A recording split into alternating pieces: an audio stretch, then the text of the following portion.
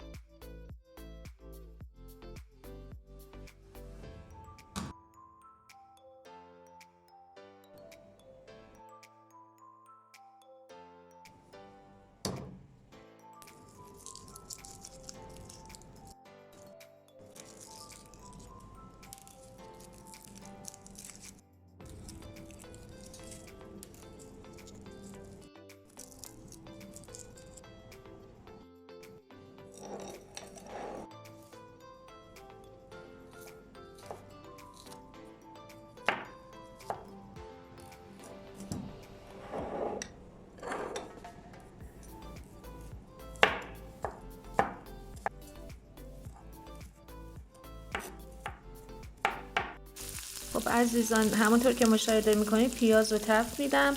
200 گرم گوشت چرخ کرده اضافه میکنم و تفت میدم و یه لیوان لپه نیم پز کرده آماده کردم که اونم به تابه اضافه میکنم و تفتش رو میدم.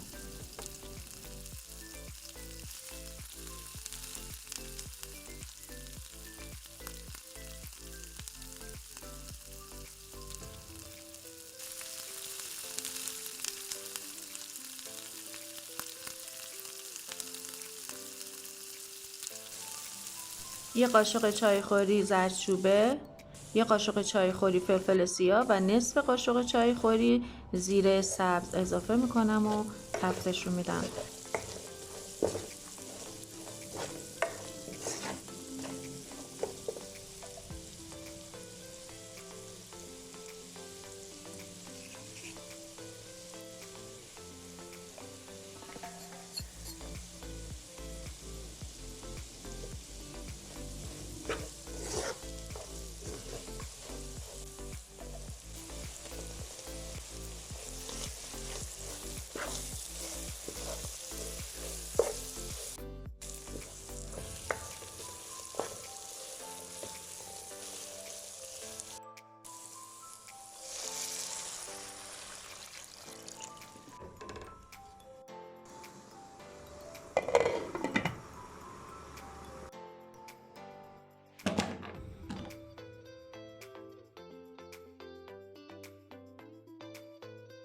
دو تا لیوان برنج خیس کرده بودم که میخوام آبکشش کنم. امیدوارم تا اینجای کار از ویدیو لذت برده باشین. لطفا نظرتون رو برام بنویسید. نظرات شما خیلی به من کمک میکنه. من تمام تلاشم رو میکنم تا مطابق سلیقه شما ویدیو تهیه کنم. لطفا اگر پیشنهاد، انتقاد و نظری دارید برام کامنت کنید و حتما اعمال میکنم. دو تا نکته بگم راجع به آبکش کردن برنج. اولیش این که وقتی برنج رو به آب جوش انتقال میدید تا زمانی که دوباره به جوش نیفتاده هرگز کفگیر نزنید. این کار برنجتون رو خورد میکنه. باید صبر کنید وقتی دوباره دمای آب جوش به قلقل افتاد با حالت دورانی برنج رو زیر و رو کنید. این یه نکته. و دومی این که زمانی که کاملا به نقطه جوش رسیده و برنج توی آب جوش قلقل میکنه یه لیوان آب ملایم یا نسبتا سرد به آب جوش اضافه کنید. این کار به برنجاتون شوک میده و دوندون تر میشن و در ضمن قد میکشن و بلندتر میشن.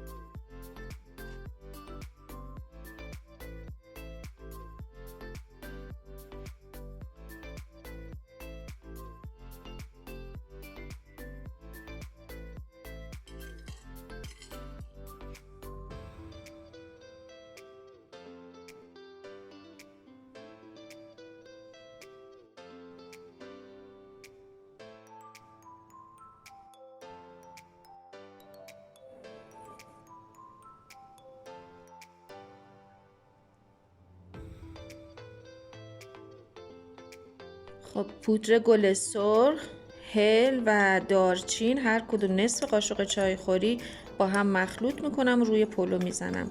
خیلی عطر غذا رو بیشتر میکنه.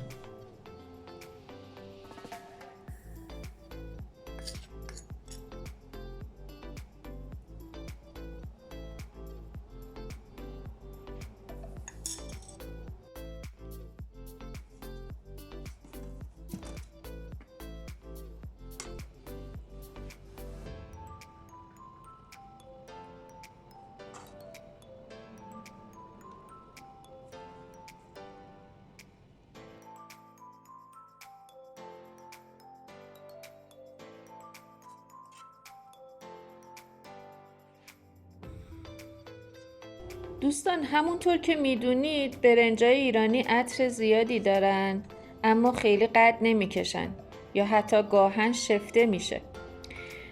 اما با ترفندی که بهتون گفتم اجرا کنید و نتیجهش رو برام کامنت کنید.